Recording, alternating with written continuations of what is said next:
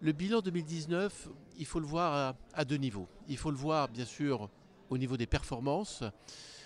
Les performances devaient être exceptionnelles, c'était une année impaire, c'était une année qui suivait un 2018 qui était un tout petit peu médiocre malgré tout.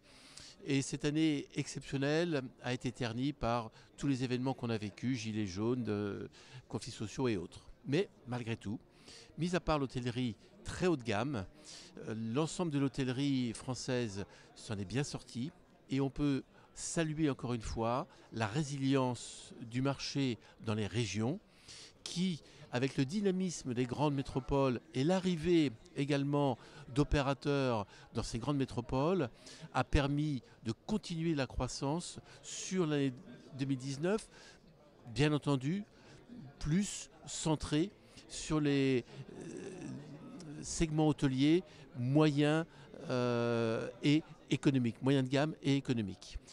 Il faut également citer un bilan qui, lui, va être, on va dire, de développement.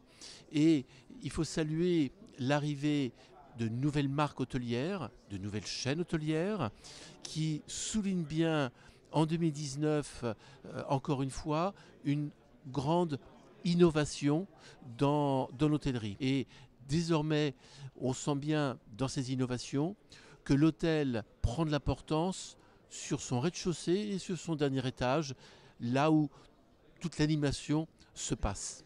On a parlé de 2019, on a fait le bilan. 2020, on commence avec un maximum d'incertitudes. On est dans un contexte économique où on a globalement vu s'éloigner les problématiques de crise, mais on est sur un atterrissage en termes de croissance molle à l'échelle mondiale, à l'échelle européenne, à l'échelle française.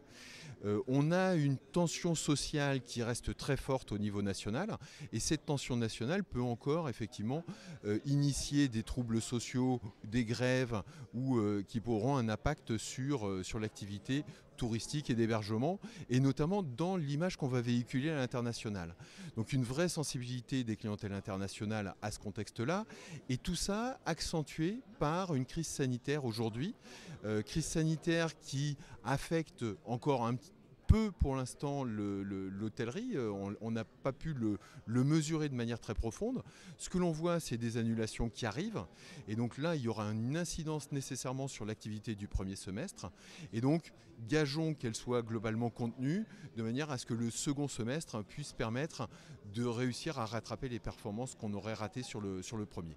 Au final, si sous réserve effectivement d'avoir une crise qui soit contenue, l'hôtellerie pourrait continuer de progresser de l'ordre de 1 à 2% au niveau français. Ce sera tiré par les segments économiques, ce sera tiré vraisemblablement par les régions. Donc tous les secteurs qui ont une plus grande résilience, qui sont regroupés, recentrés sur une dynamique de demande qui est plutôt nationale, plus qu'internationale et haut de gamme. Donc gageons effectivement que 2020 réussisse à progresser encore une fois.